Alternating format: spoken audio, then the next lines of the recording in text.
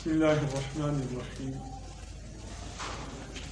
لئن شكرتم لأزيدنكم ولئن كفرتم إن عذابي لشديد صدق اللہ.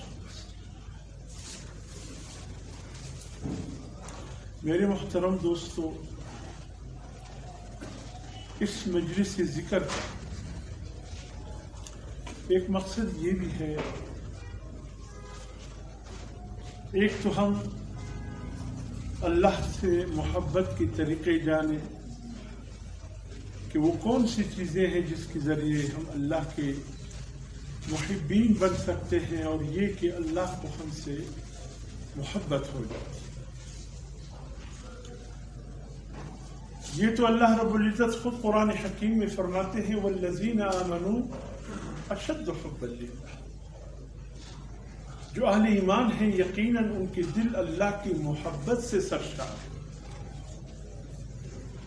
جس دل میں اللہ کی محبت نہیں، جو اللہ کی محبت سے سرشار نہیں، اس نے اپنے رب کو نہیں پہچانا، اور جس نے رب کو پہچانا وہ اللہ کی محبت سے سرشار ہو جاتا ہے.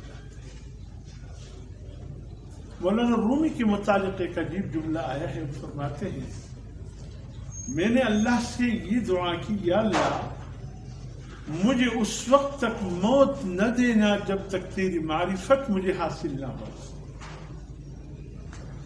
اللہ اس وقت تک مجھے موت نہ دینا جب تک تیری معرفت حاصل نہ ہو. اللہ نے دل میں یہ کہا کہ اے رومی، جس کو میری معرفت مل گئی اس پہ موت آتا ہی نہیں.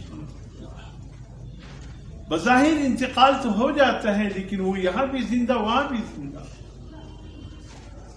جو رب کی محبت سے سرشار ہوتے ہیں وہ مٹتے نہیں، وہ ہمیشہ زندہ ہو جاتے ہیں، لوگوں کے دلوں میں زندہ رہتے ہیں. اللہ حضرات صحابہ کرام، جائیے قبر کو دیکھیے، سیدھے سادے قبر ہے. جنت البقیع دیکھی ہوگی جن کو اللہ نے عمرہ اور حج کی توفیق نصیب فرمایا. یقیناً کوئی مسلمان ایسا نہیں جس نے روضہ اطہر کے سامنے جو اہل مدینہ کا جو قبرستان ہے، جس کو بقیع الغرقد پہلے کہا گیا، اب اس کا نام جنت البقیع ہے. جنت کا ٹکڑا. صحیح روایت کے مطابق 10,000 صحابہ کرام مدفون ہیں، 25,000 اولیاء جنت البقیع میں مدفون ہیں. نہ جنڈیا ہے، نہ قطبے ہے، کچھ نہیں، سیدھے سادہ. یہ بظاہر سیدھے سادے نظر آنے والے قبریں، آپ کیا جانے اندر کیسے محلات ہیں. اس لیے حضور فرماتے قبر کو کبھی مٹی کا ڈھیر مت سمجھو. یا تو جنت کی باغیچوں میں سے ایک باغیچہ ہے، یا اللہ نہ کرے نہ کرے نہ کرے جہنم کی گڑھوں میں سے ایک گڑھا. اس لیے فرمائے بظاہر تو ایک اوپر سے مٹی ڈالی ہوئی ہے قبر نظر آتی ہے، حقیقت میں وہ کچھ اور نظارہ ہے جو اندر ہے. خدا جانے اتنے جا رہے ہیں، اتنے جا رہے ہیں، پلٹ کر بھی کوئی نہیں آتا، اور اندر کی کہانی بھی کوئی نہیں سناتا کیا ہوگا. لیکن جو اللہ کی محبین ہیں وہ قبروں میں جا کر اللہ کی محبت سے وہاں بھی سرشار. اس لیے میرے محترم دوستو، آئیے اس دنیا میں اللہ سے تعلق بنائیں. کہتے ہیں نا یہ دل، کسی نے کہا پتھر سے ہو یا خدا سے ہو یا پھر کسی سے ہو، پتھر سے ہو، خدا سے ہو یا پھر کسی سے ہو، آتا نہیں اس کو چین محبت کے بغیر. یہ دل بحر محبت ہے، دریا. یہ دل بحر محبت ہے، محبت ہی کرے گا. لاکھ اس کو بچاؤ، کسی پر تو مرے گا. یہ عزو محبت کا. ماں بہت دنوں کے بعد جب بیٹے کو دیکھتی ہے تو کیا کہتی؟ بیٹے میرے دل نے تجھے بہت یاد کیا. میرے آنکھوں نے یاد کیا نہیں، میرے دل نے یاد کیا. اس لیے کہ یہ دل وہ عزو ہے جو محبت کا عزو ہے. یہ بحر محبت ہے، اس کو جس پر بھی تم لے آؤ گے یہ چلا جائے گا، لیکن اس کو اللہ کی محبت سے سرشار ہے۔ اور بعض صفات ایسی بھی ہے جس کی اختیار کرنے سے اللہ کی محبت بڑھتی ہے۔ اور یقین کیجیے یہ بزرگوں نے ہمیں جو قرآن حدیث کے حوالے سے جو باتیں سمجھائی ہے بڑی اچھی، جیسے پہلی بات قرآن کے حوالے سے مشائخ نے لکھا ہے جو شخص اللہ کی نعمت پر شکریہ ادا کرے وہ یقین رکھے کہ اللہ اس کو اس نعمت سے محروم نہیں کرے گا۔ وعدہ ہے اللہ کا، لئن شکرتم لازیدنکم، اے میرے بندو اگر تم میرا شکر ادا کرو گے میری نعمتوں میں مزید اضافہ دیتا چلا جاؤں گا۔ وَلَئِن كَفَرْتُمْ، اگر ناشکری کرو گے، ان عذابی لشدید، میرا عذاب بڑا سخت ہے۔ کیا مطلب؟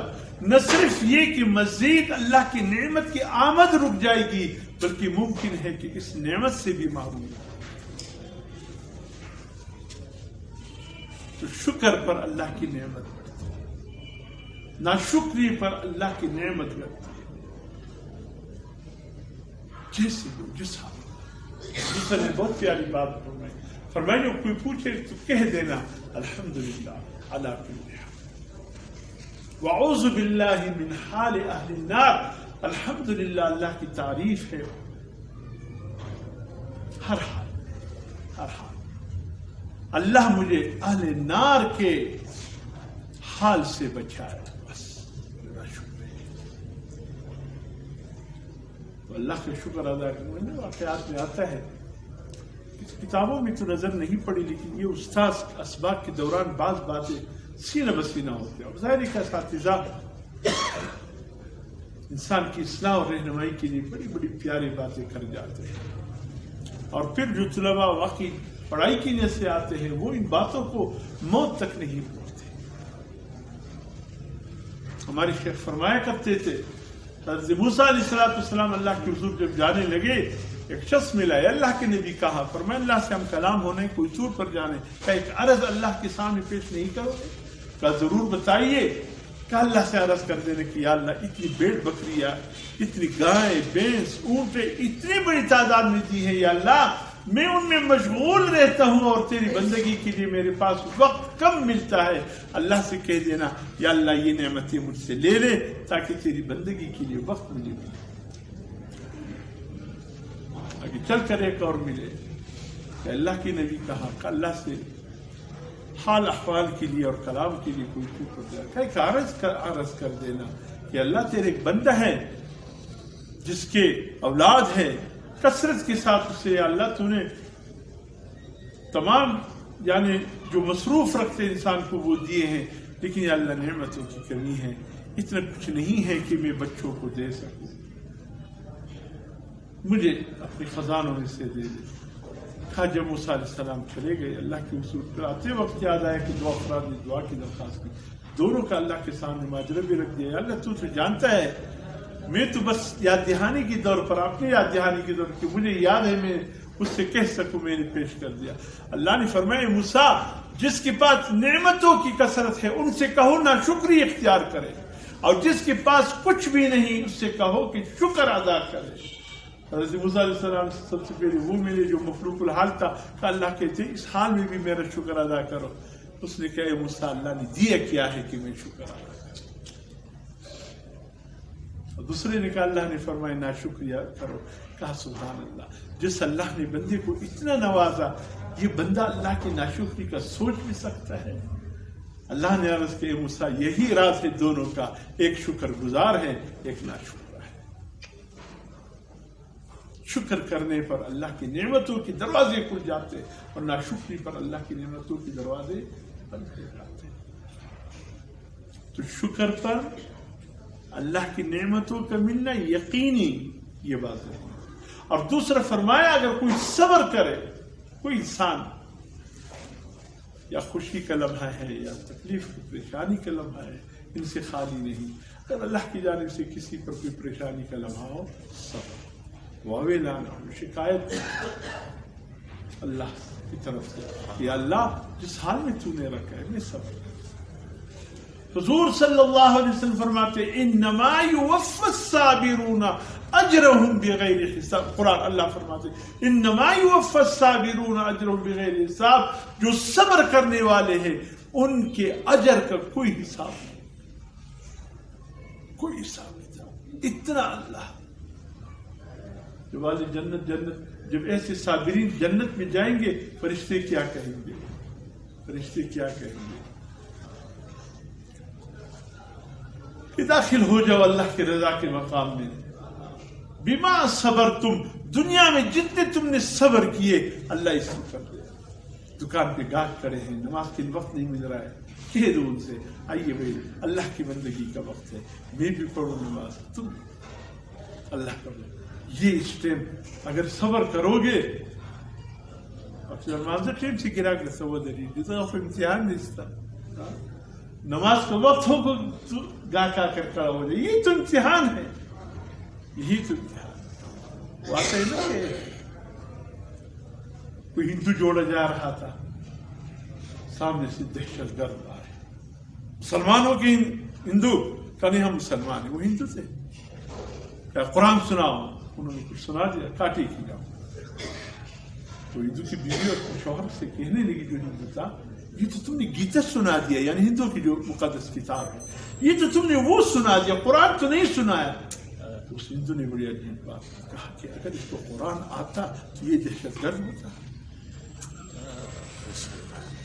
اگر اس کو اپنا قرآن آتا یہ دہشت گرد ہوتا، یہ تو ایک پکا سچا مومن مسلمان ہوتا.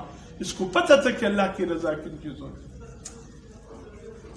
اگر ہم دھوکہ کر رہے، منافقت کر رہے، جھوٹ بول رہے، خیانت کر رہے، سمجھ لو ہم قرآن سے دور ہیں، ہم یہ قرآن کو نہیں سمجھا ہے. اگر ہم سچ بولنے والے ہیں، امین ہیں، اللہ سے محبت ہے، دھوکہ ہم میں نہیں ہے، فراڈ نہیں ہے، پھر سمجھ لو کہ ہم قرآن کے پڑھے ہوئے ہیں. قرآن تو ہے، رمضان میں یاد آ جائے رکھ لیتے، عمل کو نہیں. اس لیے میرے محترم دوستو ایسے موقع پر صبر اللہ پاک کی طرف سے بھی حساب اجر. اور نمبر 3 توبے پر قبولیت یقینی ہے. اگر کوئی توبہ کرے، حضرت رابعہ بصریہ رحمہ اللہ تعالی عنہا کے پاس نوجوان آئے کہ اماں کیا یہ یقین ہے کہ ہمارے توبے کو اللہ معافی کی شکل میں تبدیل کر دے گا؟ اللہ حضرت رابعہ بصریہ رحمہ اللہ فرمایا بیٹے اللہ اس وقت تک کسی کو توبے کی توفیق نہیں دیتا جب تک اللہ اس کے ساتھ قبولیت کا معاملہ نہ فرمائے. جس کو توبے کی توفیق مل گئی سمجھ لیجیے کہ قبولیت بھی ہو. وَهُوَ الَّذِي يَقْبَلُ التَّوْبَةَ عَنْ عِبَادِهِ وَيَعْفُو عَنْهُ. اللہ اپنے بندوں سے توبے کو قبول فرمائے یقین کے ساتھ کہ میں توبہ کروں گا اللہ مجھے معاف کر دے گا.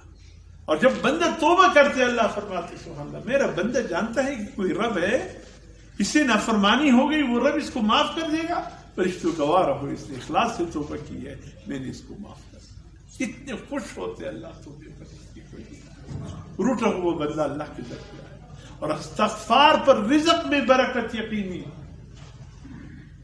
کوئی دیو دکان سے دو کا منو رزق بڑھیر سے اگر پریشانیاں نہیں ڈیل دو سے چی مارکیٹ کی دیو رزق بڑھیر سے اگر پریشانیاں نہیں ڈیل پدا رزق نہ ڈیری جی چی تمام مال ڈیر کی دکانوں نہ ڈیر کی مارکیٹ ہوئی بدل کے پدا نہ ڈیری جی کہ ڈیری جی رزق استغفار. علماء نے بڑی عجیب بات ہے کہ جب دسترخوان آپ کے سامنے گر جائے لمبی چوڑی دعا نہیں بسم اللہ الرحمن الرحیم پڑھ لیجیے. اختتام پر الحمدللہ اللہ اتنے خوش ہو جاتے جس کی کوئی انتہا نہیں. اللہ فرماتے ہیں میرے بندے نے میرے رزق کا حق ادا کر دیا. اللہ اور فرمایا جب دسترخوان لے جانے لگے 3 دفعہ پڑھو استغفر اللہ استغفر اللہ استغفر اللہ. کیوں؟ کانے پر استغفر اللہ.